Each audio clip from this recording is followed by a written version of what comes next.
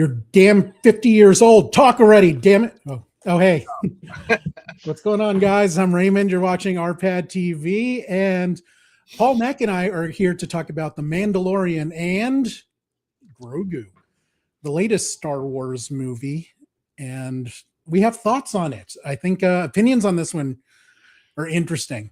I don't want to talk about this movie with online people because the discussion is it's so shitty. Like, clearly you're in a mood. You're forced choking Grogu. I mean, it reminds me of most of politics. Like there's so many clickbait articles that want people to either really love it or really hate it. I feel like the hardcore Star Wars fans aren't gonna like it, and I feel like just general Star Wars fans are gonna be totally fine with it, and that's where I see the numbers seem to be swinging away from the hardcore fan base about who's enjoying the movie. I mean, I think everyone should be fine with it. I don't think it's outstanding, and I don't think it's horrible. But right, that's been the stuff that I've seen online. It's mostly been that it hasn't been. There's been people who've loved it, but I haven't seen a lot of people who are hating it or are offended by it. It just a lot. I mean, where are you on the internet? I mean, go to Reddit, the Star Wars Reddit, go to the Andor Reddit, and the Mandalorian. Well, the Andor Reddit. People are not going to like this, but that you're wrong. They have been the most neutral and accepting in really. I wouldn't have expected that. Okay, they are the most even keeled about most things Star Wars. They're like, guys, you don't have to compare everything to Andor. Not right. So that's good. I didn't know that. Okay, they have a pretty mature Reddit audience there, so I appreciate. That's probably where I hang out most. The Mandalorian Reddit is pretty awful right now. They're 30 posts a day on why it's awesome and 30 posts a day on why it sucks. I'm like, you don't need to you can just have one conversation. I don't need 30 individual opinions. Have balance though, right? So only a Sith deals in extremes. I'll have you know. But before we get into our thoughts on the movie, I just want to see how you guys are. Paul, you're rocking a nifty Primus shirt. Love that. I'm gonna go see them pretty soon. So cool. Excited. What are they playing? They're playing Long Beach Arena in my hometown. Yeah. Yes, they're in it. This is the cool thing. It's called Claypool Gold because on the bill is Primus, the Claypool Lennon Delirium, which is the band that Les Claypool has with Sean Lennon, and also Colonel Claypool's Flying Frog Brigade, which is this other band that he has. And so I think they're each playing 45 minutes or so. So I love the name of that last one, and I want to see them in Mortal Kombat with Noel Gallagher and the High Flying Birds. That would be funny. When is that happening, Paul? Hang on, I will check I think it's early July, maybe. If you happen to be in the Long Beach area early and want to grab local food here, I'm happy to come meet you. Okay, July 3rd, Friday, July 3rd at the LBC. I'm free. Okay. I will. If you want to meet up and grab food, I'll have to just meet you out. Okay. And then I don't know where to eat there, so that would be helpful. And you should invite Snoop Dogg too. Yeah, that's a little further away. Wait, I thought he's from the LBC. He is, but VIP Records is a little bit further away from downtown, is what I'm saying. Oh, okay. Mac, what is going on in your neck of the woods? And if your lightsaber is orange, I think they have a cream for that. Good. I probably need that. Complete my outfit. So not a lot going on here. Just the search continues for whatever is next after the Turtle Beach escapade, and now just kind of looking around, spending my time catching up on shows and movies and things like that. So that's right, guys. If you want to hire a very talented man with extensive experience in the video game business, hit up Mac. He's intelligent, charming, disease-free. Not sure why that one matters. But There you I have would it. hope that matters. I would check the box for yes if that was Well, wait, the that's application process. it should not matter if Mac does or does not have syphilis. He is still a good hire. Right. And, there's plenty of spray cleaners. Yes. So let us kick things off with our customary Blue Sky reviews. Mac, kick us off because I don't remember what I wrote exactly. I can go look it up right now real quick. well, I have it here for your convenience. Hey, Mando and Grogu was good fun. It has hold on a second. It has some minor issues, but overall I was entertained throughout. This is a way. It's not necessarily the way, though. That was my Who sings that song? I want you to show me the way. Peter Frampton. That's I had a right. good time. Like, it was weird because I don't remember if it was you or somebody else. Like, I tried to not read too much going into the movie and just to go get it for what it was. And somewhere beforehand, I did see somebody, and again, it might have been one of you, that said, hey, this is, if you watch this from the viewpoint really of more as an origin story for Road to the Hutt, it's a little bit more of an enjoyable movie experience. So I definitely did not say that. I didn't okay. like that. So I saw that somewhere, and that was kind of in the back of my head throughout the whole movie. And I think it did kind of steer me to be like looking at it through that lens and enjoying that for what it was. But I just feel like if you like the show, right? If you like Mandalorian and Grogu, like, sure, this could just be one really, it could be broken up into a variety of episodes for a whole new season. But I think what they were trying to do with this was just to reach out a little bit more broadly beyond like the harder core kind of Star Wars fans, like the Mandalorian and Grogu fans. I feel like the point of this movie was to get people like my wife, or for instance, like my mom and dad, like people who are like Star Wars friendly, but like aren't plugged into like what's happening here and now. So like my wife went to see it and she, she's like, I loved it. It was great. Like Grogu's the cutest thing ever. And I had a great time. It was a fun movie. So I think it did what it set out to do. That was definitely one of the points of the movie. Favreau was very clear that he wanted to make it accessible to people that don't necessarily know Filoni's characters, which was one of the criticisms that the Ahsoka series got, because there was so much baggage from Clone Wars and Rebels. Right. But in some ways that helped, some cases it didn't. Like, I thought it was cool to see Zeb in a there were lots of cool things in there too. For like Zeb was really neat. The other right, one, but if you don't know Zeb, does it matter? If like, hey, who's this weird monkey looking dude? they didn't really give him any setup or exposition. Right. So that was more of like I think in a movie that more broadly was just for like more for the masses, if you want to say it that way, than like filling in with those cool kind of Easter eggs where that's like to sate the harder core people that were going to go, like you, me, and we're going to see that in theater, be like, oh, that's cool. or like even like the arena fight scene, which is basically like a reenactment of the chess, the battle chess game on the Falcon, right? Including the move with like the one guy who's wearing like the basketball wrestling outfit, like he slams the other one down over his leg, like just exactly from the movie, I agree. Like, but Paul, what did you have to say?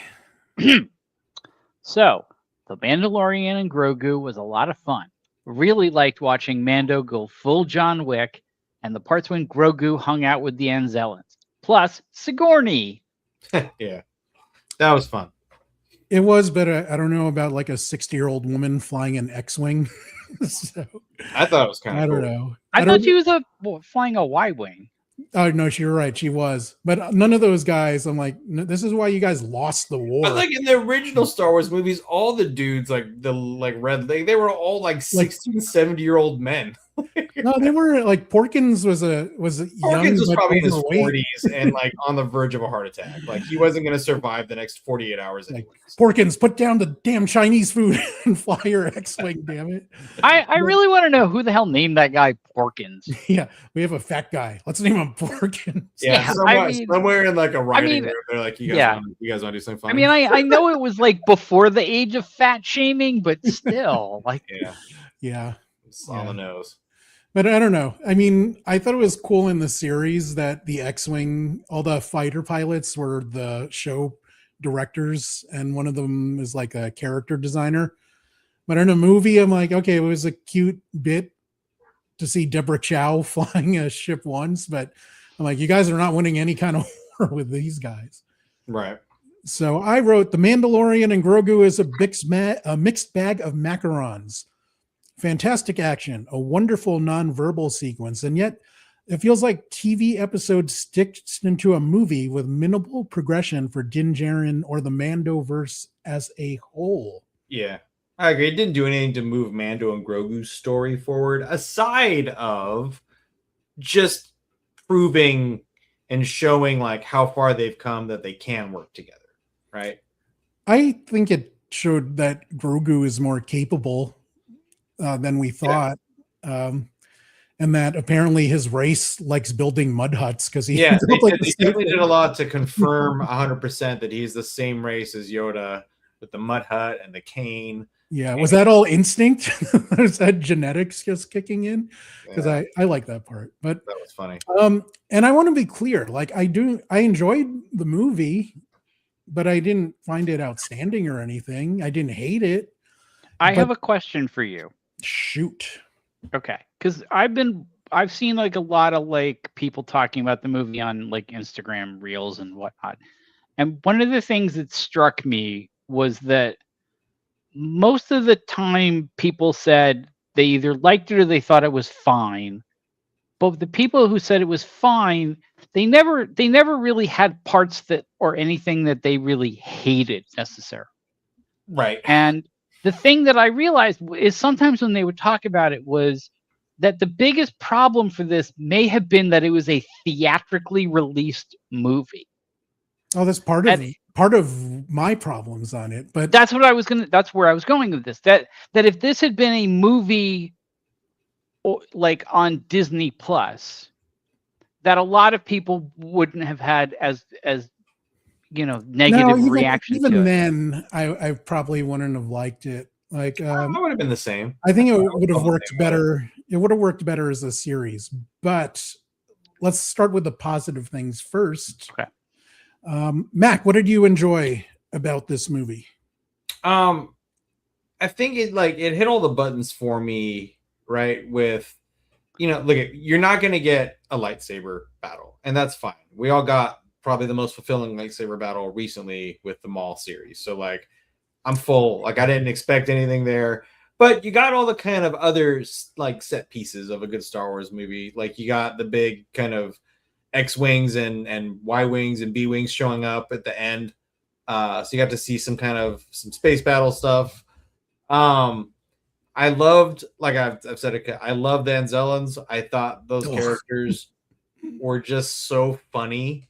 And to be funny in Star Wars is such a hard thing to do, which is why I think those characters as the little alien guys who have their own tiny little kind of cool command ship that only fits them and Grogu. I just thought that was so well done, and just like in a way to kind of insert humor into like essentially what's not like a humorous movie. So for the prequels, did you like Jar Jar or not?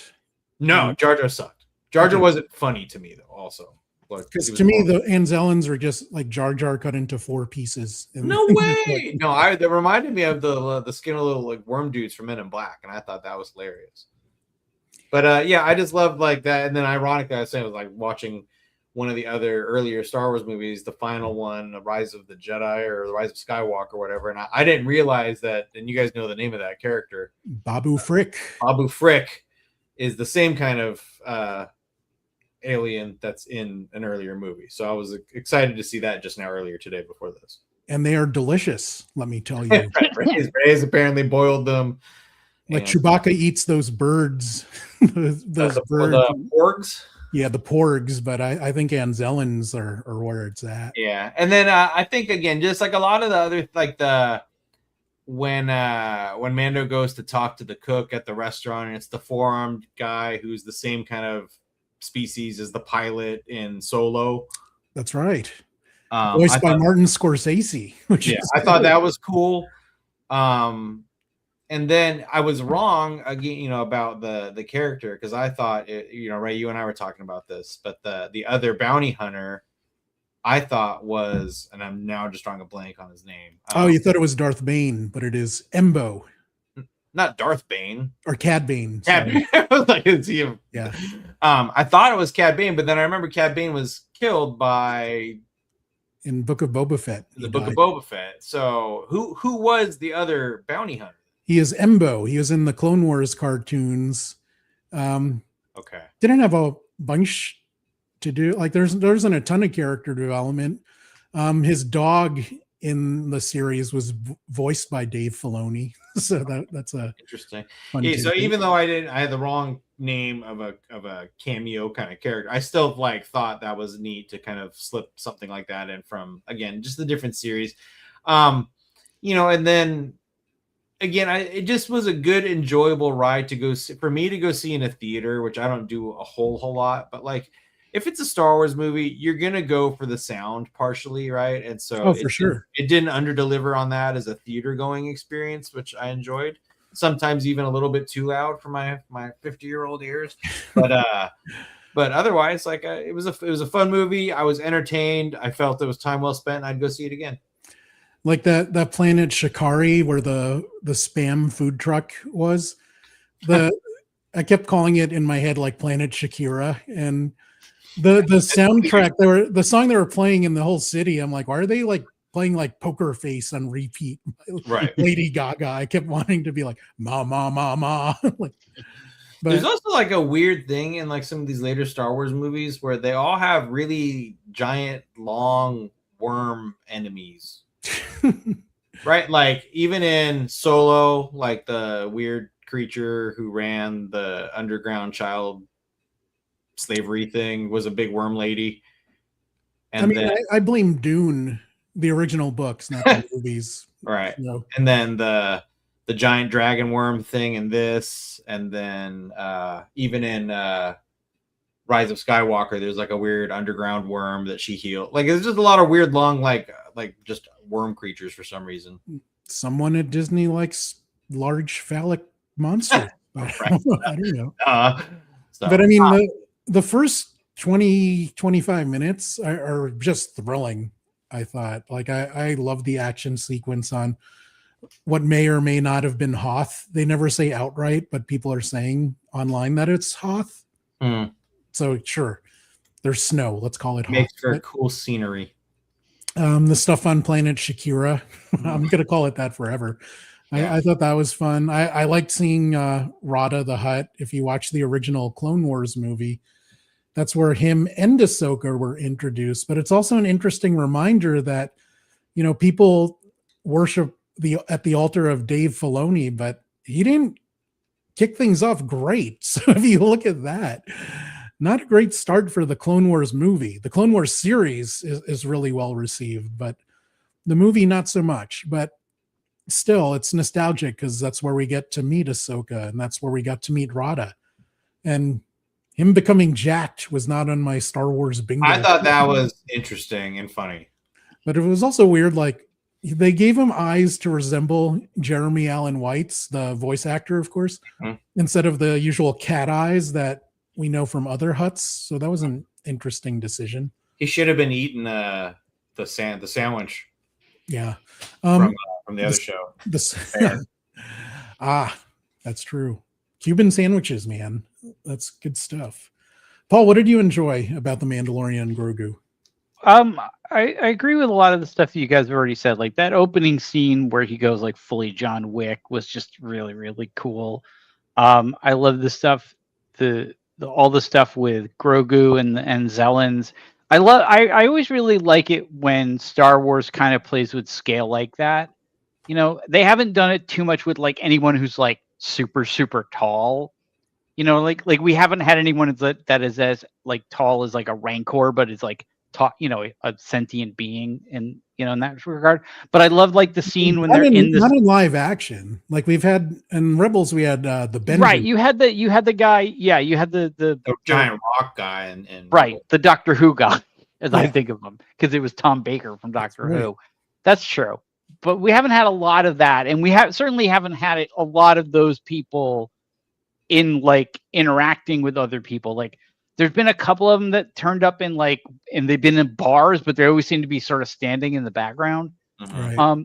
But like I love the stuff when they get in that spaceship and then like they get past the Hutt's patrol ships by like, cruising with the birds.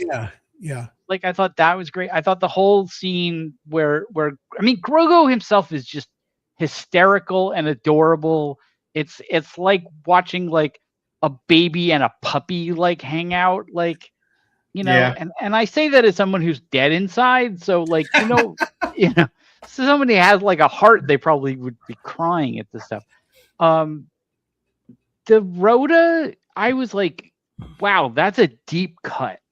Like that's like, you're bringing that guy back. Like, okay. But I loved what they did with him where he was like, I don't want to be my dad. I don't want to go into this shit. Like, And the twins were like pure just Jabba like mentality, like ruthless. Oh yeah, pieces of shit. Like they did a really good job of separating Rhoda from the twins, and that. Yeah, it's also kind of weird that, if you remember the Clone Wars movie, like Jabba is excited when he gets his son back. So what happened? Like, is that a series, or where did their relationship fall apart? Well, did it? I don't know. I mean, I get the sense that like it was not so much that his dad didn't like him as much as it was the you don't want to be in the family business. Cue the new sitcom. But then again, like when you have a baby, it's one thing you have a baby when like a teenager or young adult is like rejecting, if you're rejecting you, that's like that's a thing. That part makes sense. Like I can see like Jabba sending Rada to like criminal summer camp and be like, Dad, I don't want to do this. Like, right. The twin thing doesn't. It's basically Seth Green's son to Dr. Evil. I don't want to be evil, Dad. or that nerdy elf in Rudolph who wants to be a dentist. Like, what's wrong with you, kid? Yeah. Or actually, that's my family too. My dad had a small CPA firm in New York, and he really wanted my brother or I to take over, but same here. Not the thing. I have like my parents have like a whole property management thing that's like, I could go do that if I want to go do that, but that's not what I want to go do with my life. Same. I hope your parents are okay, by the way, because they're fine. They're on the outskirts. They were on the outside of the evacuation zone, just by like a tenth of a mile, barely right on the outside. But like, when you looked at all the simulators, we're talking about this Garden Grove potential chemical explosion that's no longer going to explode. But when they were doing the projections for if it does blow up and where the wind is taking all these chemicals that you can't breathe in, that shit was massive. And like even like my parents, but even us where we are, like almost all the way out to Catalina, if it's blowing that way, like it's a big cone that we're going to end up in. But looks like now they've kind of got that all control and it's cooling off, and it's probably just going to solidify and turn into a giant chunk of plastic that we'll be eating in our sushi soon. Yeah, that will go hopefully become sentient and become like the new smog monster. Paul, this is your dream to have the smog monster from the Godzilla movies. But my dream is to have him in a Godzilla movie, not off the coast of California, walking towards my house. Well, what if he wants to be nobody planned that to be starting in Garden Grove in Stanton, California, Yeah. Like a Garden Grove, I mean, that's where I go to get like good Vietnamese food. Oh yeah, no, there's great stuff over that way. Yeah. But back to the Mandalorian and Grogu, unlike you guys, I dislike the Anzellans. I found them annoying, and I wanted them to die. Like no, that would have brought a tear to my eye. Like the same way if they shoot down the ship and Rey thinks Chewie's dead. Like that's how I would have felt if those guys got blown up. But when they left, that led to my favorite scene in the movie, which was the whole nonverbal scene where Grogu is taking care of the Mandalorian. He is nursing him. We see that he's more capable than he lets on, which I thought was cool. But I also like nonverbal storytelling. I think when it's done well, it's just really effective. People are comparing it to the train scene in Spirited Away. It's really common in Japanese cinema, but to me, it's also common in Disney products. Like there are are phenomenal nonverbal scenes in the beginning of Up, Wally, when they're explaining what happened to Earth. Oh yeah. I think both of those, especially Up. Like I didn't really even look at it through that lens. I just thought it was a long section of the movie that was just Grogu on his own. But see, to me, that felt more like the first 2 seasons of the series, where the pacing is very deliberate. Yeah. And it's not a traditional, I enjoyed the action, but it also felt kind of not what I like about the Mandalorian series in general. I like the storytelling and how deliberate the first 2 seasons anyway were. Yeah. I thought the weird bayou scene was like, I was waiting for Grogu to come across Kermit the Frog playing the banjo in that little bayou area. That would have worked. I do find it weird that they made Nalhutta, Louisiana, where one of the twins had a Cajun accent for reasons, and they're in the bayou. I wanted to see one of those boats with like the big fan at the back, like turbo. Yeah, the turboprop boat. Get a Bobby Boucher to make a cameo. It's like, you're drinking the wrong water. It's like, no, Colonel Sanders. I say. Yeah. No, Colonel Sanders, you're wrong. Oh man, I've been trying to practice something to entertain you, Paul. I don't have it down yet, but I want to get this going. Be like, was it your Billy Madison impression? No, I want to be like, what are we doing? What's going on? It's like, that's the rule. That's the goal now. Let's go to the movies and watch American culture die. I don't know. That's the rule now. And I'm supposed to be attracted to this. So there's a character, there's an actor in SNL that does a really funny Tucker Carlson bit. He's done it twice in the last season, and it's really funny, especially when he does the high-pitched laugh. Plus, it's just fun mocking Tucker Carlson. Right, because why not? I love when Jon Stewart's like, you're 40 years old and you're wearing a bow tie when they were on Crossfire back in the day. But yeah, that nonverbal scene, I loved it. I know Mac didn't like it. Paul, what did you think of it? Yeah. I mean, I didn't even sort of think of it as a nonverbal scene. To me, it was just like, okay, the Mandalorian's out, Grogu's gonna go do his thing, and I love that he doesn't talk, so it's nonverbal. I know, but I didn't sort of think of it that way. I was like, I was just watching Grogu do his thing, and like I also loved that like Grogu builds a little hut, and then he's like, all right, I'm gonna like slide him in there, and he like hits his head. It does it again. In my head, I was like, what would be really funny is if he hits his head and then continually jams him back and forth, and then sure enough, he goes and does that. And I was like, all right, you guys got me. Yeah. But I also loved when he got up in that tree and he was meditating. I was like, oh God, he's Buddha. He's Yoda. He did 3 Yoda things. He built a hut. He used a walking stick, and then he started like becoming one with the Force or whatever. Yeah. Whatever Yoda does. They still they never named that species. Sauja. No, they've never said. And in fact, I think one of the things that George Lucas sort of stressed to Disney was don't ever say anything. Don't do it. Nostalgia. I don't know why. There's like the old Star Wars rap from like so long ago where like they even say it in that. I don't think the rap was canon. No, I don't think that's I'm sure it's not. It's like that. It's like the somewhere. Yeah. It's like that hidden video that's on one of the DVDs of the Phantom Menace of like Yoda rapping. But I do like. The action's great. I like that Rada and Grogu bonded, which is really, they're a funny pair. He's like, don't worry, I'm not going to eat him. But I also think that also sets up future adventures because both of their races are long-lived species. So they can do something down the line when Din Djarin is dead because he's only whatever the equivalent of human is. But yeah, I mean, there is a lot to like, but I also think there's a lot to criticize, which I don't know. Paul, was there anything about the movie that you think could have been better? No, I was fine with it. I mean, like I said, the only thing is I think it didn't necessarily work as a cinematic movie, although I loved watching it in a cinema on a big screen.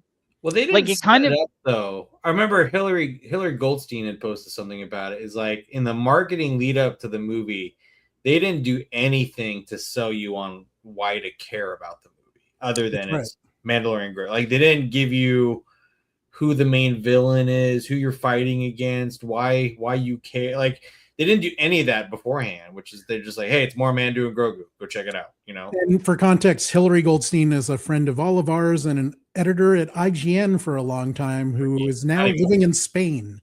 Yes. So he made the very wise decision. Consulting. Yeah. Yeah, I mean, it you brought it up earlier. It kind of reminded me of the Clone Wars movie, which like didn't really need to be in theaters. It could have just been on television, and like this, you know. it was those were repurposed episodes that were stitched into a movie, which was the original plan for this. Season 4 was written by Favreau, and it was supposed to tie in more to the other shows, like Ahsoka and the Book of Boba Fett. But when Bob Iger came back and saw what Disney Plus subscriptions were like, we're like, no, we're going back to the movies. So they kind of repurposed this to make it a movie. Well, they are making another movie though. Yes, but this wasn't originally going to be a movie. This wasn't supposed to be. Oh, I see what you're saying. Okay, yeah, because they are making a movie that is going to include elements of the Boba Fett show and the Ahsoka show, and maybe they are nothing. That's not a sure thing anymore. But, that's not a sure thing anymore. Yeah, okay. I also just read something too that said the new season of Ahsoka has like the smallest budget of all of the Star Wars shows. That is true. That's not really reassuring. That is not reassuring. But no, but I also read that they said they didn't need as big a budget because of what's happening. Because of the move to kung fu and away from lightsabers. Like I don't know. I don't know. I don't know. I didn't get to read the whole article. It was basically like it's a smaller show, so they don't need as big of a budget. Is what it was. That it wasn't Disney that said we're cutting your budget by a third. So they're like, shit, we need to make a smaller show. It was more like, hey, we're making a smaller show. Mac, that sounds like PR spin to me. Change Thrawn to a more affordable color of blue for some reason. Maybe I don't know. Whatever. While you work on that, so you can kind of see the points where it's cut, and there are distinct breaks, which I found sometimes jarring, but you could tell this was supposed to be a series at some point, and then it just wasn't for reasons.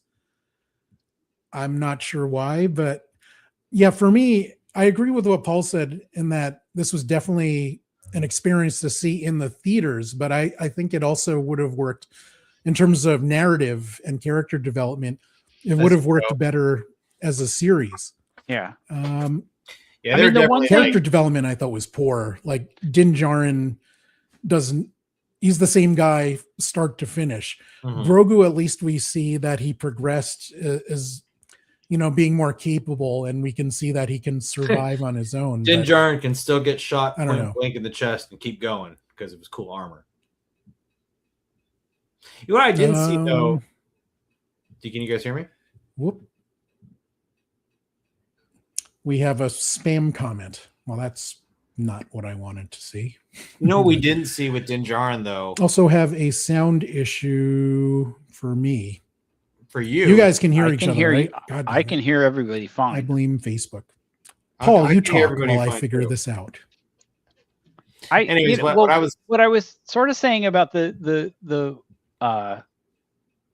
Clone Wars movie was, I remember very distinctly when that came out, they kind of downplayed it as a movie. Like they kind of said like, hey, this is the first 3 seasons of the show, but it worked really well. So we wanted to put it in theaters so people could see it.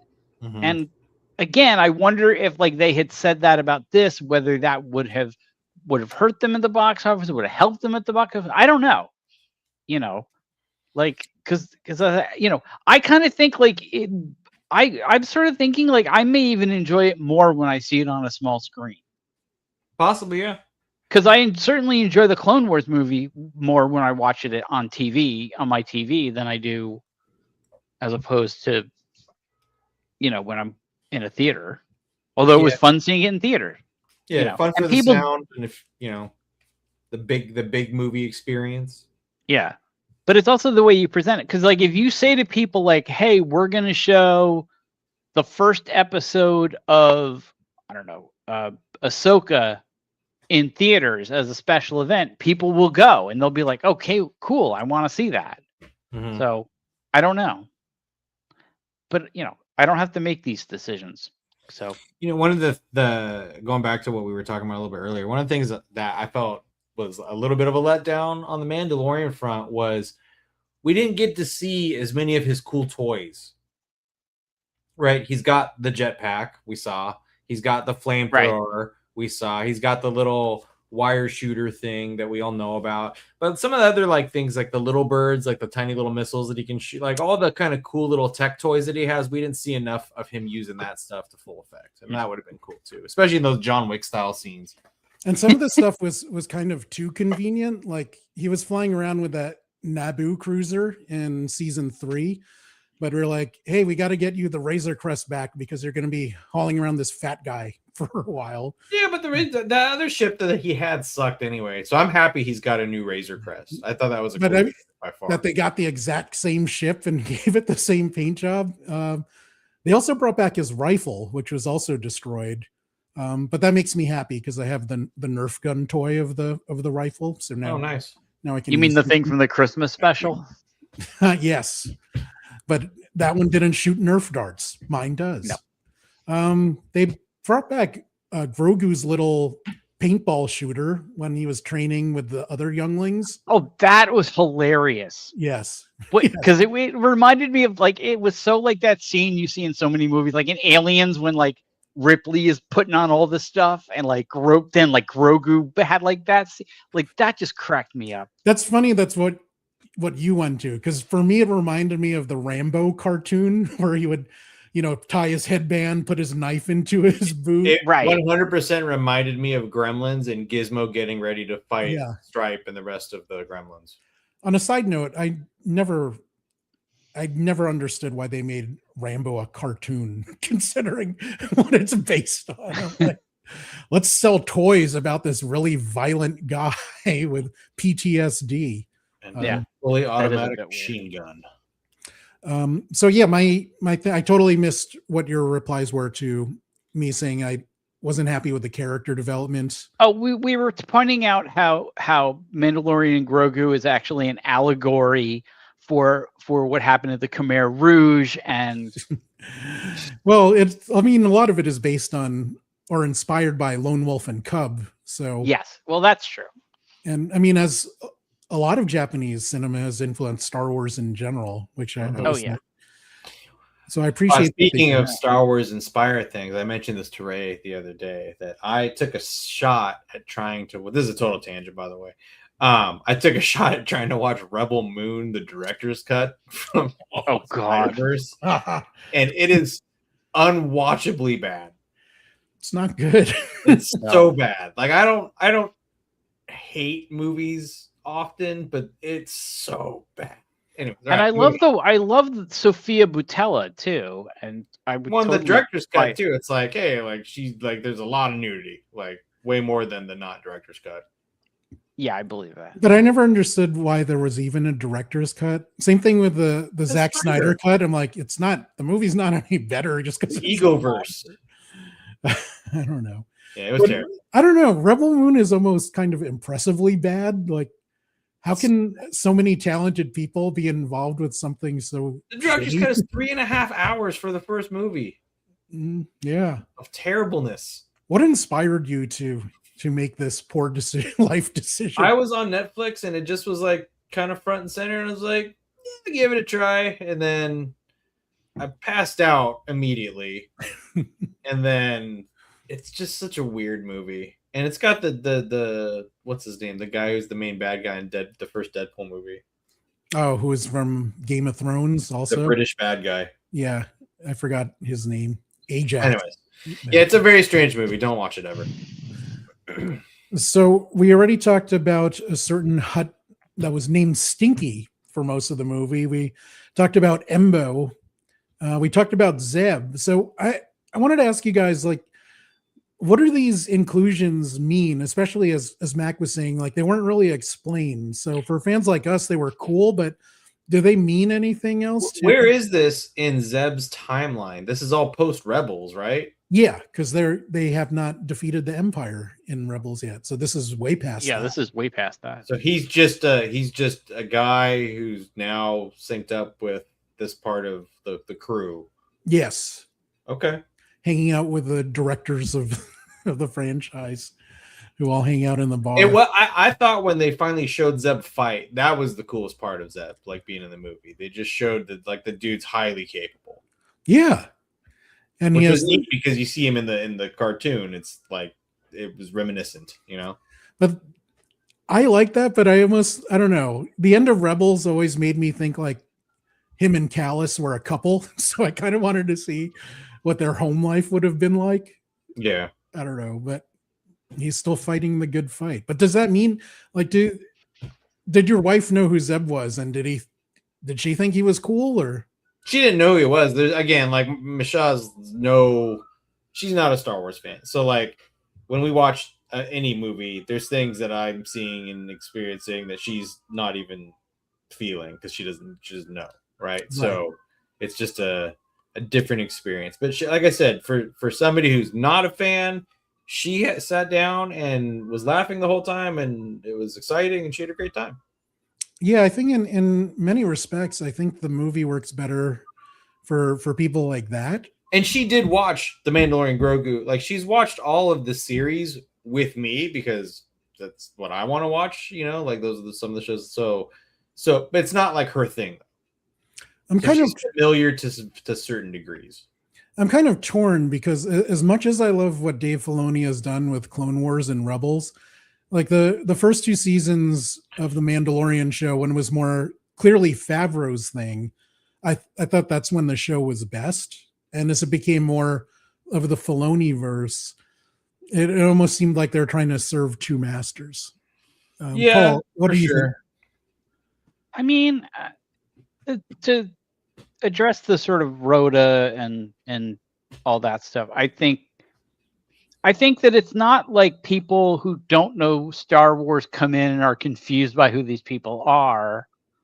I feel it's more like it's added bonus for people like us, like who do know who they are. Yeah, it's the Easter, for example, right? we didn't know who Sigourney Weaver's character was, you know, and so we walked into it going like, okay, new character, cool. Let's see what she's all about. I saw the movie and I still don't know what her character, aside from that she's a colonel. Right. But that's for the purpose of the movie, that's all you really need to know. Like, there was somebody else like that, they introduce new characters all the time because it's a big universe. So I don't see that being an impediment to it. The only thing I would say is like, I really wonder how people who have no idea who the Mandalorian and Grogu are would understand this movie. I mean, they probably I don't know that they would go, but like it's because people are talking about it like, oh, this is a really good first movie to take your kids to, and I'm like, I don't know. I don't know. It's not. But then again, I don't know if any of them are. It's not as Filoni heavy as some of the other stuff, but there's still a lot of backstory and lore. Right. But then again, which of those movies?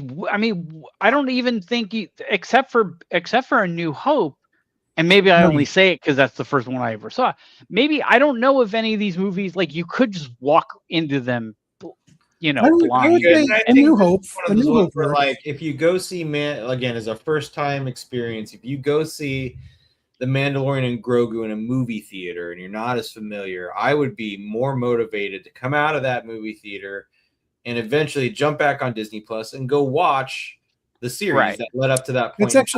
That's actually an interesting point, because I like right before we started streaming, my niece and nephew called me and they were asking me like, what's the movie where Ahsoka and Rhoda first appeared? So they wanted to see that because of this movie. So that is an interesting point. Yeah. Very fair. We have lots more to get into, but before that, I wanted to remind you guys to follow Mac on Blue Sky and send him like your steamiest Tauntaun fan fiction. Sexy Tauntaun fan fiction. Because I think you'll enjoy it.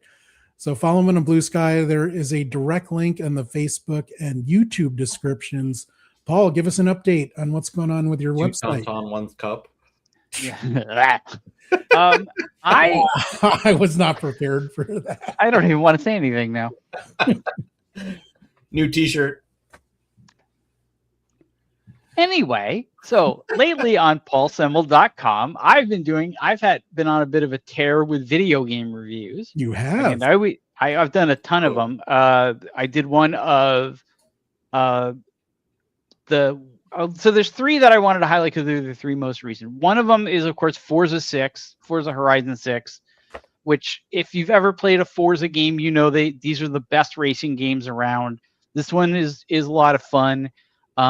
It's an open world, often off-road. You're doing a lot of illegal street racing, and this time it's in Japan, so they added a lot of that culture into it. In fact, there's a whole thing where you actually have to deliver food around Tokyo, which is a lot of fun, especially in a racing game. It kind of like adds a new sort of element to it. There's also a review that I put up today of a game called Luna Abyss, which is a very dark sci-fi first-person shooter, but it also has a lot of really clever platforming, and it has some really top-notch gunplay. It's one of my favorite games of the year. Just had so much fun with it. Ooh, that's interesting. Why are you enjoying it so much, and why would you recommend it? I really liked. Well, you should go read the review. Is why, but like, I really like the combat is really fun because one of the things it does is you can lock onto an enemy, and it is really like locked on, like you're lockstep with the enemy. But it's also what they call a bullet hell game, which means that like you're not getting shot at like with a guy with a gun. It's like they're shooting, like you see these like the big blue thing, like that's like an energy orb. And they shoot like waves of these things at you, but they're slow moving. And you're like, oh, I can easily avoid this. But no, you can't, because there's a wall of them coming at you. Right. But when I think of bullet hell, I think of vertical spaceship shooters. Right. But there was actually a recent game that PlayStation put out called Saros, which was also bullet hell. Although that one I didn't like as much. But it also gets really clever with like the platforming. Like you can double jump and you can do like a midair dash, but gravity in the game is a lot lower. In fact, like I figured out that like a single jump in this game is like a double jump in other games. Interesting. And there's also a lot of instances where you don't die if you fall in certain spots. Like you do if you fall off like a cliff or something, but like there's a lot of times when you're dropping like, and it seems like you're dropping like 200, 300 feet before you get to the bottom of a shaft. So it gets really, really creative and clever, and it's also dark sci-fi, and it's got this crazy story. So, and the last one I'm really interested in because it's getting a ton of attention, and people are saying like it's a game, but not really a game. Yes. Okay. So this is Mixtape, and Mixtape is basically you play a music-obsessed teenage girl in the 90s who lives in the suburbs, and it's the last night that she's going to be in town because she's leaving to go start her life, and she's reminiscing about what happened on that night. And the thing is, one of the things that people have a problem with is there's not a lot of challenge to the game. For example, like a lot of times it's a lot of mini games, and a lot of times if you fail the mini games, it doesn't matter. For example, the first time you run into her best friend, they do like a secret handshake, and it's done obviously with like you have to hit the buttons in the right order. But if you don't do it in the right order, your friend doesn't get mad at you. You don't have to do it over again. Like there's no like friendship meter that goes down or anything like that. You simply screwed it up, and like a real friend, life goes on. In fact, the only like real challenge, and you put that in air quotes, is you do a lot of skateboarding, and when you do the skateboarding, if you go into oncoming traffic and get into an accident with a car, the game basically rewinds and goes, well, that's not what happened. You know, that's not where you died. Yeah, you didn't die there. You know, that's an interesting point about challenge, which I'm finding gaming in general, as games have become not a niche hobby, it's pretty much a mainstream thing now. Like I don't think of gamers as a people anymore. It's like people play games, people watch movies, it's just something everyone does. But I've been finding that challenge is becoming less and less of a desirable thing compared to, like, you know, especially the 90s, definitely into the aughts. Right. I've been meaning to pick up Dragon Quest Reimagined, for example, but some of my nerdy RPG friends are like, this is like, they dumbed it down so much that it's like, it's not even any kind of challenge anymore. Yeah. Which I kind of get, because the original one is kind of punishing, and maybe they went too far in the other direction. Right. So, Ray, you and I were talking earlier about how I'm playing Avowed a lot now. And Lexi, my older daughter, is also playing it on her own. And we're having very different like game narratives. The story is based on all the like different decisions that we're making. But earlier, like today, she even said, "Oh, I was concerned like she's not going to get much further because her weapons aren't plussed up enough and they don't do as much damage as they can." And she's like, "I'm playing it on story mode." And I was like, "Oh, never mind. It doesn't matter." So she's just going in it for she likes the adventure and the narrative. I like all the, you know, action and all that stuff too. Right, but I mean, I love RPGs for story, but I still want to have something to do. I don't know. This actually might be a good episode. Like, do kids just not want challenges these days? I don't know. Well, maybe you're right. I mean, honestly, I think it's a different generation of what they want out of life. You know, like they don't want. I think it also depends, because there's also like a huge contingent of people that really like those Souls games. Right, but those are like really punishing and difficult and whatnot. Like to the point where I don't even want to try playing those because it's not fun for me. Yeah, I don't either. But one of the things that I notice is a lot of times, like especially now, like games will give you the option.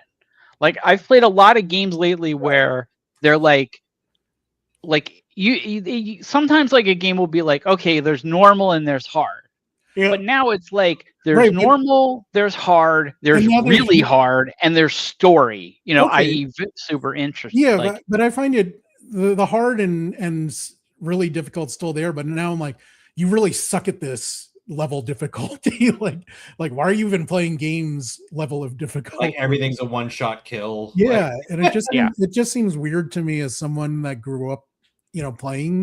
We grew up on a different generation of games, right? We grew up on games that you had to prove yourself and all that. Maybe this is a future Lexi episode, Mac. Like I think you're right. That would be a good one to get a young girl's perspective on. Young woman. One of the things that's interesting about Forza Horizon, and this is true the series in general, but especially this new one, is if you put it at a low skill level, and then you start to like win like every single race, the game will be like, hey, you're doing really well. Do you want to like make this a little more challenging? You know? So when you say the game like that, I think of our friend Sterling's ex-wife yelling at you for pronouncing it Forza instead of the Italian way. I don't know. Isn't it supposed to be the Italian pronunciation?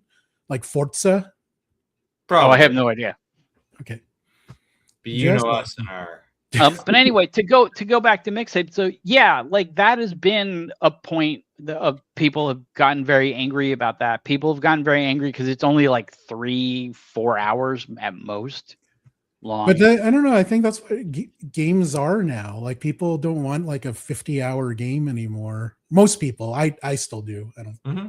Yeah, I mean, but also like there was also a debate going around about this game because a bunch of people loved Mixtape, like gave it 10 out of 10.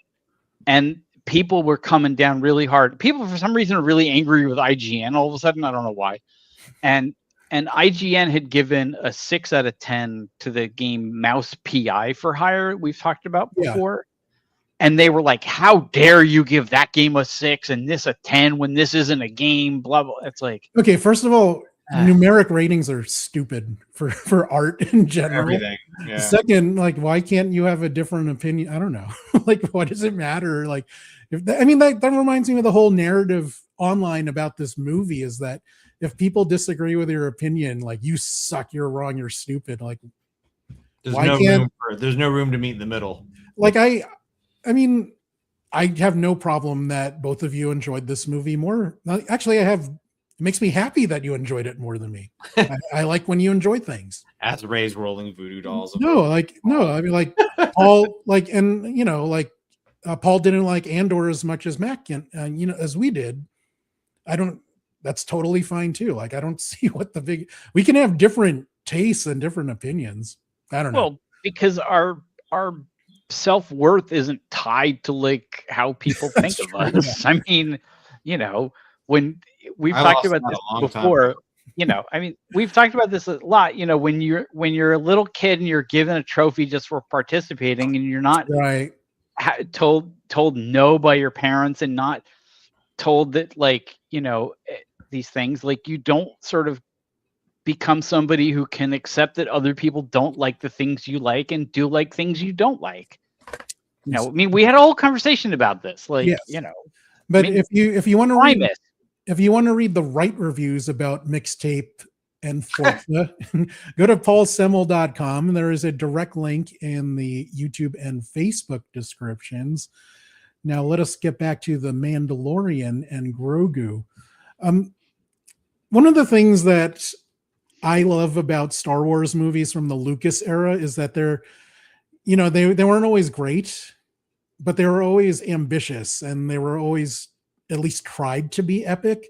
And I didn't get that sense for this movie. It felt very small and self-contained, which is a different kind. I'm not saying that's a bad kind of storytelling, but it's not what I expect from a Star Wars movie in particular. Did being repurposed from a bunch of episodes hurt the movie in that respect, Mac? Because you noticed those cuts too, where I mean, I was kind of looking for them even too, though, just because I was curious. But there were definitely some, like, that's where they would have cut episode 1. That's where they would, like, like, you just kind of like go through it. I don't think it hurt it. I think, again, for me, I looked at the point of the whole movie as, like, they're just trying to widen the net, that they're throwing out for Mando and Grogu fans. But, like, to kind of what you said before, like, what Paul said, I would probably really enjoy just sitting on the couch and watching this movie in my own house, like, and I have a decent sound system too, so it'll sound great one way or another. But, like, I'll probably, once this is available, I'm gonna be watching it, a few times. So I'm excited for it. I think it's fine as a movie going experience, and I think it delivers on that. Right. I mean, one of the things we mentioned how we all enjoyed the action, but part of it also reminded me that Pedro Pascal is not in that suit for the vast majority of these even movies. In, like, the IMDb, like, the first 3 people listed is Pedro Pascal, then and Brendan the Wayne actors as the suit performer, and then Lateef Crowder as the stunt performer in the suit. So, like, it's like there's definitely 3 people on screen.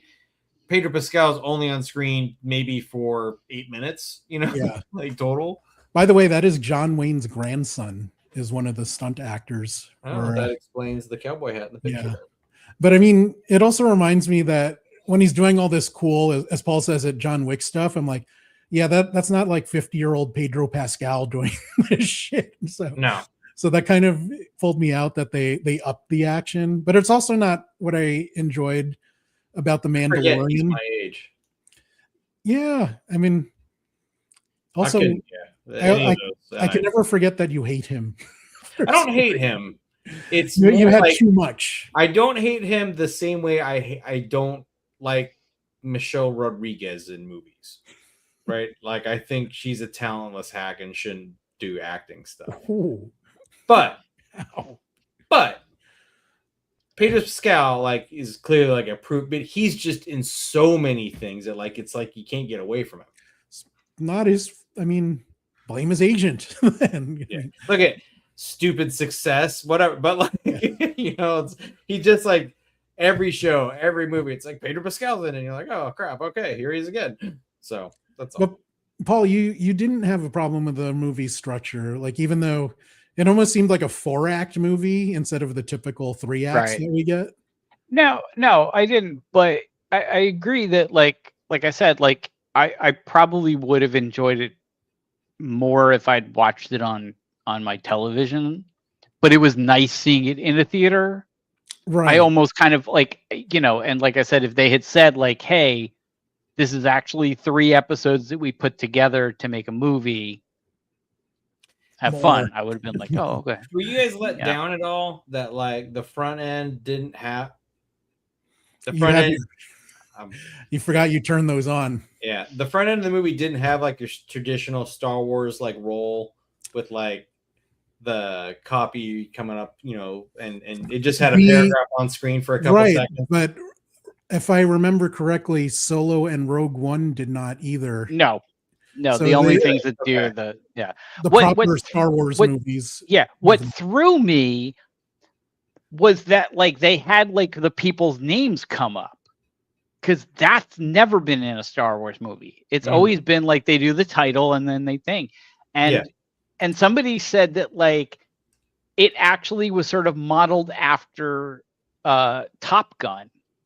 And there's even like a shot of like X-wing fighters with the wings like locked, like flying, like in the background is like the sun, and that apparently that's from like Apocalypse Now, where George Lucas, when they did that in one of the newer proper Star Wars movies too, and that was they copied Apocalypse Now, that helicopter shot with the sun in the background. Right.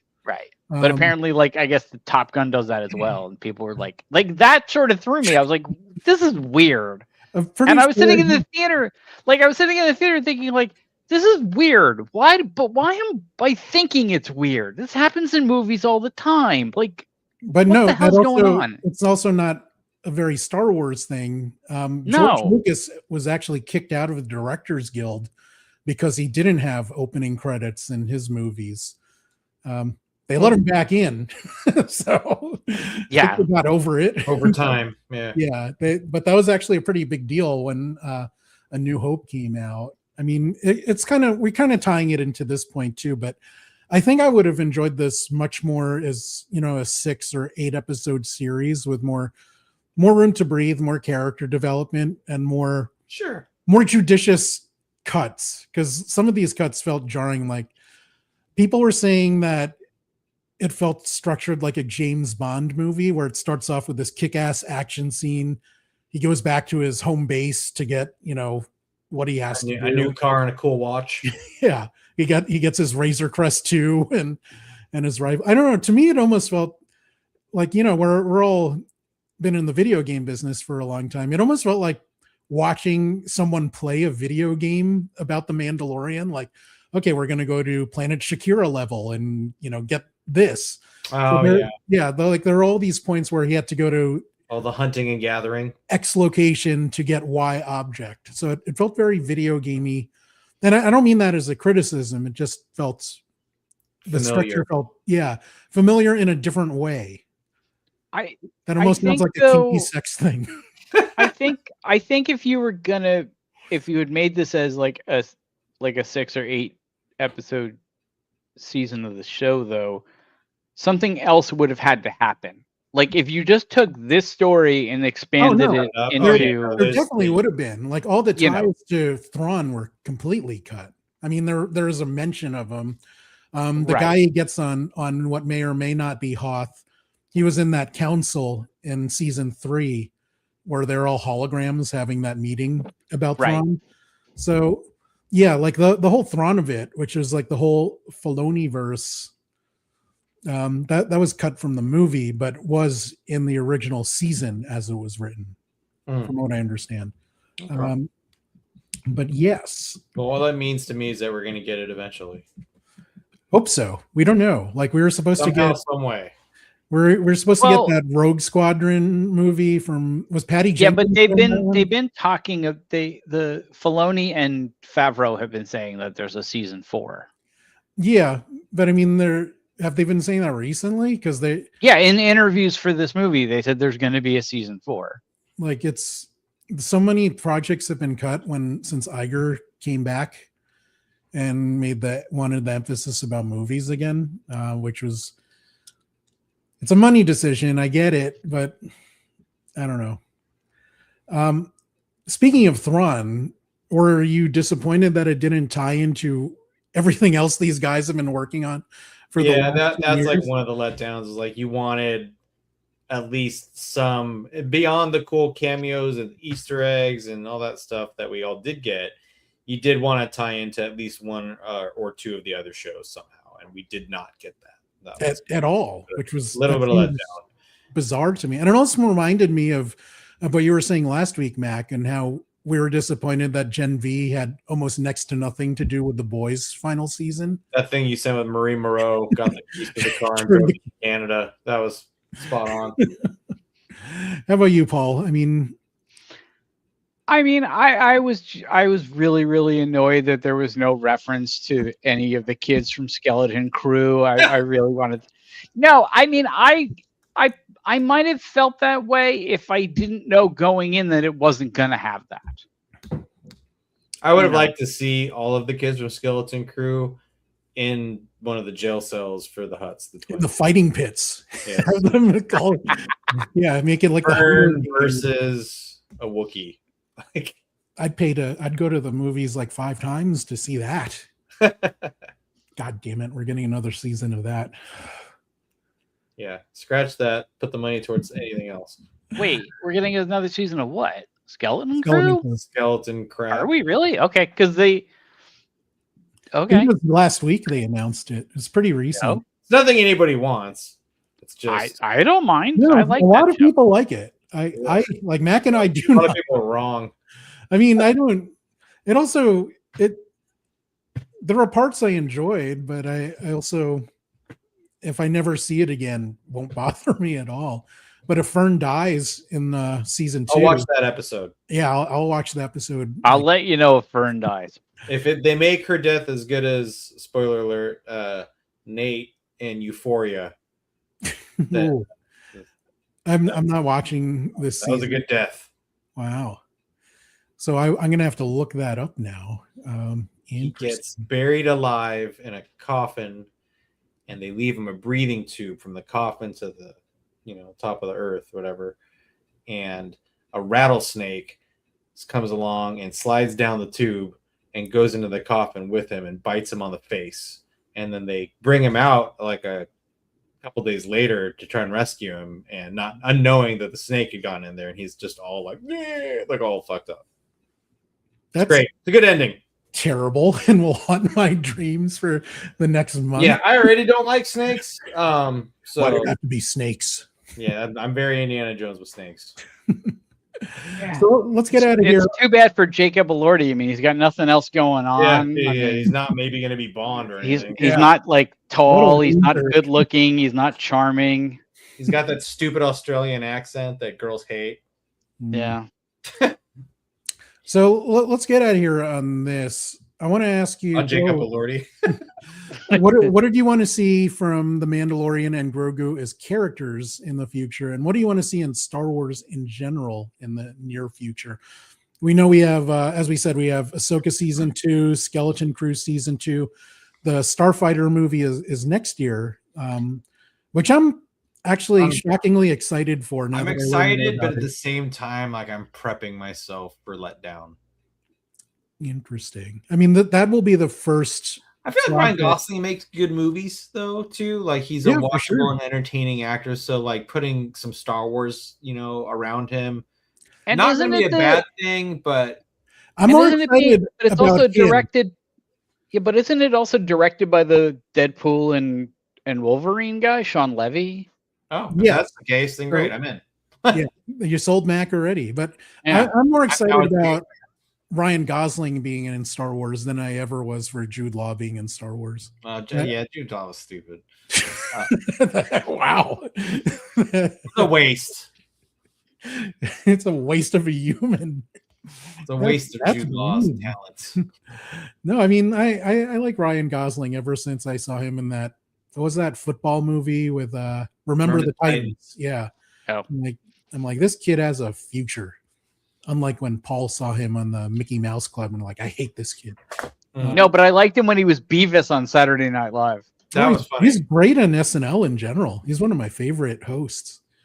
Like the passing notes sketch from last season. That was probably my favorite. Like, he's great because he can't contain his laughter, and he breaks. He's still like in that giggly kid mode, trying to like not get caught laughing in class, and it breaks through and causes everybody else, including the viewers, to kind of crack up. So I think that's why he's and that's why more.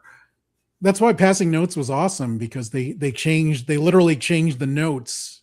Oh yeah, from dress rehearsal to live, so everyone was gonna.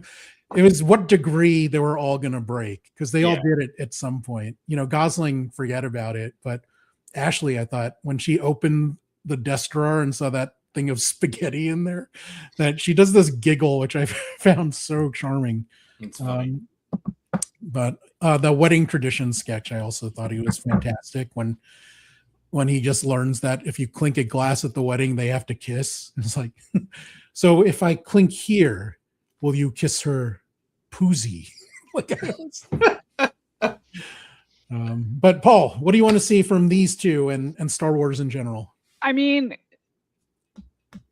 what I really want is what we've been promised, which now you're telling me we may not get, which is Ahsoka to advance the Thrawn thing, for Grogu, for Mandalorian season 4 to advance the Thrawn thing, for somehow the skeleton crew to fit in there, although I don't really know how, and for them to have like this big slam bang ending where, Avengers style, where everybody shows up and like, they defeat the remnants of the Empire, and yet don't, because the First Order is going to happen. And how does the First Order kind of come about? And have it tie in. I mean, because that's what I wanted from the what the hell was it called? The Acolyte. Like, where I thought the Acolyte was going was eventually it was going to tie into Darth Plagueis and show us how Palpatine actually constructed this plan of his and all this other stuff. Like, that's where I thought they were going with it, and that's what I want to see from this. Is like they could very well have been going with it, but we'll never know. Oh, I think they were, but we unfortunately didn't get to see that. Although I'm hoping now that the Acolyte is doing really well, they might rethink that, but I doubt it very much. But like, that's what I wanted from this. Is I want something that kind of builds, and then we get this gigantic kind of cool thing, and then it goes and thing. What do you mean now that the Acolyte is doing really well? People were watching it a lot this year for some reason. And it's like a late bloomer. Yeah, but it also auto played after Maul, so that might be one of the reasmes why. Hey, that's not a bad outcome. Yeah, no, I love that series, so I wanted more. They've also said that there's been a bit of like misconceptions about certain shows, where the shows actually have done well, but like, because the louder voices say they suck, like they didn't like it. I mean, okay, Mac, we were talking about this earlier today. The fan reviews, the online communities have been like, I don't know what the reverse of review bombing would be, but since the initial Rotten Tomatoes score, they're McLovin' it. I don't know. When last week the fan review score was much lower than it is today. Yeah. And then all of a sudden it was like reverse, and it's like, hey, fans, like, the score is really high, the best in Star Wars history. So, but I also see that on online discussions, people encouraging each other to, make a Rotten Tomatoes account or whatever platform they're on, IMDb, and leave positive reviews, which also, I think it's disingenuous both ways, and I'm not sure that it matters. But you think it does or doesn't? The fan response.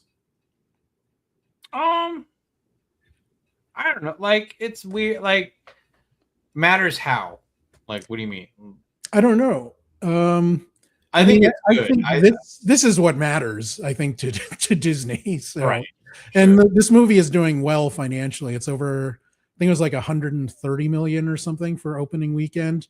It was like low for an open. It's like the lowest for an opening weekend for a Star Wars movie. But no, the early preview was low, but the rest of the weekend was really good. Okay. So the Thursday previews were lower than Solo's, but Friday and Saturday were really good. So this, I mean, I don't think it's gonna. I don't know. I don't know how to predict. I think it's helpful that the fan reviews are so high because, again, going back to what I believe is like their goal for this movie was to just cast a wider net into contemporary Star Wars fans and try and bring a few more in through Mando and Grogu being in theaters and like an actual like a current Star Wars movie going experience that we haven't had in theaters like that for a long time, right?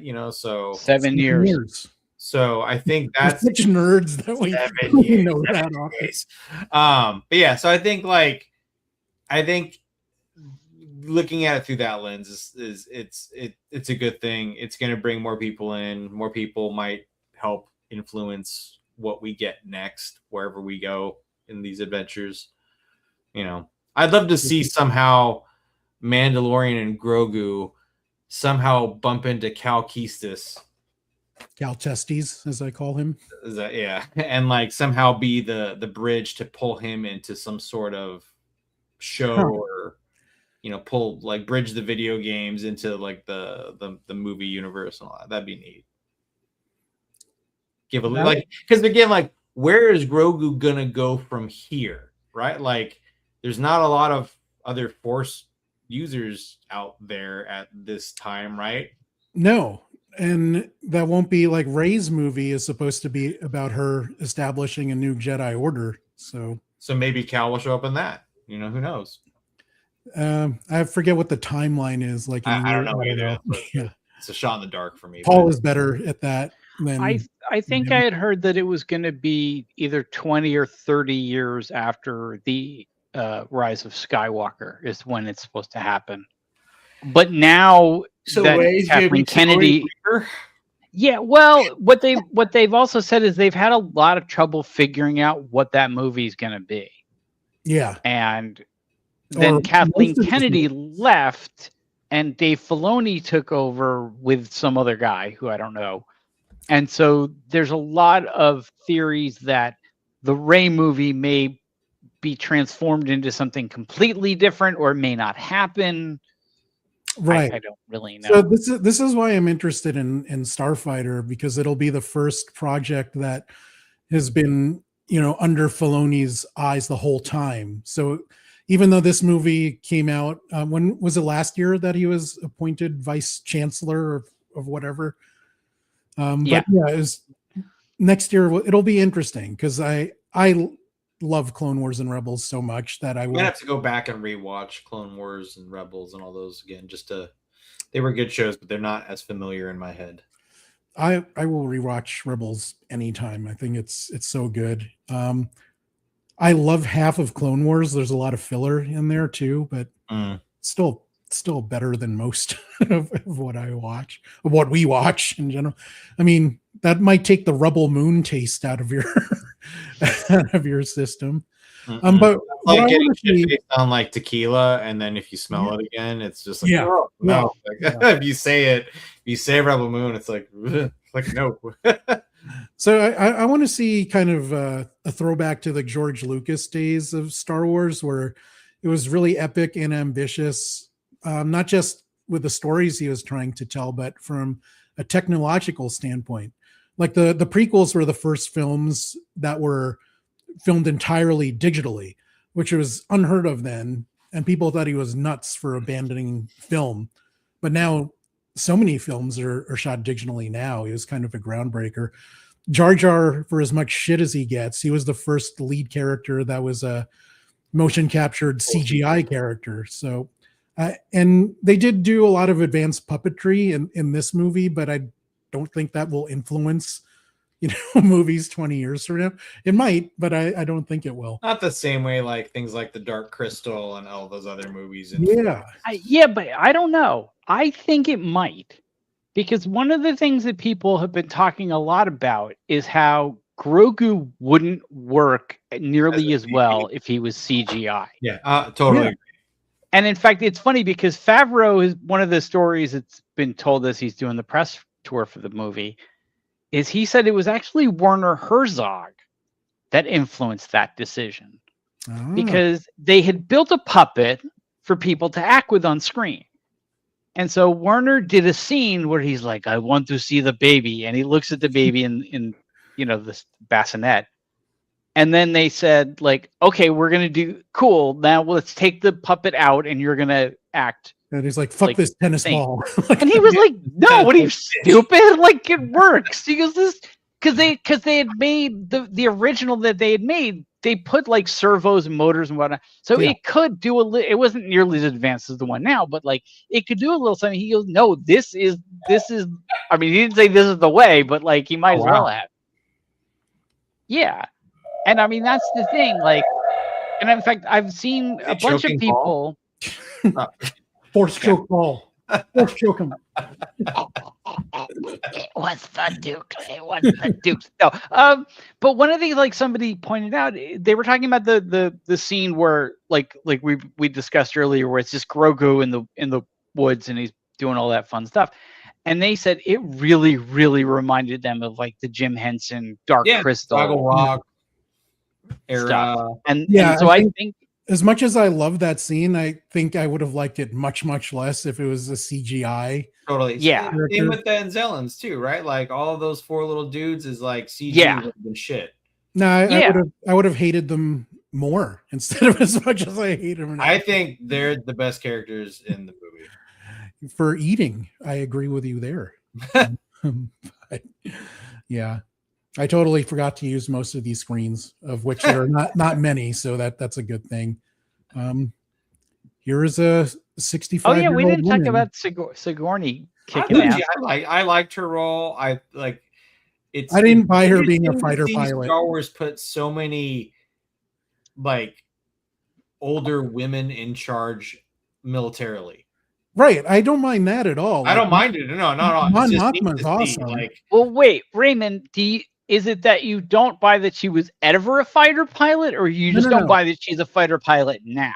I don't buy that she's a fighter pilot now, because in general, like 65-year-old women should not be flying. They need pilots, though. It's the rebellion. Like if you can fly, you're flying. Yeah. You brought up a good point. Like, hey, they hired Porkins, but we should be beyond that. They won the war. You can do better than Porkins. One of my favorite things in this movie regarding Sigourney was the very first time you meet her and they're at the table in the diner and Grogu goes to grab her snacks and she literally, without even looking, just puts her hands out and grabs the bowl of potpourri away. Very like mom knowledgeable. Yeah, because she had this look on her face like trying to be stern, but like also like you just knew she was like 1 second away from going like grabbing his cheeks and going like, who's a good baby? Like, okay, here's one weird minor thing that kind of bothered me is when Din would tell Grogu to heal, I'm like, is he your son or your dog? That was weird. Yeah, like that didn't like what the fuck? I thought he was actually just messing with the kid. Like that's like I thought he was just saying that as a joke. No, but he did it like twice, he did 2 or 3 times. Right, but that's what I thought. I thought it was like a running joke between them. So and they just never that way. I thought he was like literally telling him to heal like a pet. But see, that's why I was going to ask, like, because Paul and I are not parents. So I'm like, Mac, have you ever told your children to heal? I don't know how it works.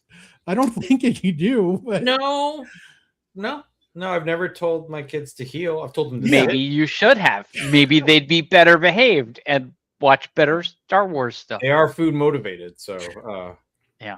Who wants a treat? That works. How funny would that have been? Oh my god! But yeah, that always like it's not. That's your son. Why are you telling him? Are you gonna like play fetch with him next? I don't know. But tell the dog to heel and sit and all that stuff too. But she's yeah, idiot, but so.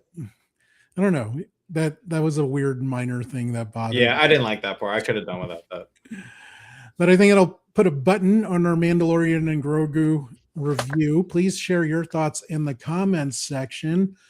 Mac and I will be returning next week with our old friend Marcus to review Spider Noir, the live-action Spider-Verse movie starring Nicolas Cage, which has been getting rave reviews, early reviews so far. I'm excited to watch it. We'll discuss it next week. Go to paulsemel.com for these excellent reviews. Don't forget the steamy Tauntaun fan fiction that you need to send Mac on Blue Sky. And we will see you next time. By the way, on that note, do not do an AI version of 2 Tauntauns, 1 cup. That's unnecessary and a bad idea from the onset. Hey, you're the one that put it out in the universe, not me. Now it's a real thing. So it happens. I'm sure we'll see it in an episode, a future episode of like South Park or something. Not South Park. What's the Seth Green show? Robot Chicken? Yeah, I could see that. They're more goofy funny than like disgusting funny. I don't know. I'd say both. Not my crowd. But thanks for watching RPadTV. Don't forget to like, subscribe, all that good stuff, and you'll see you next week. I'm going to do fireworks, and Mac has Paul doesn't have fireworks.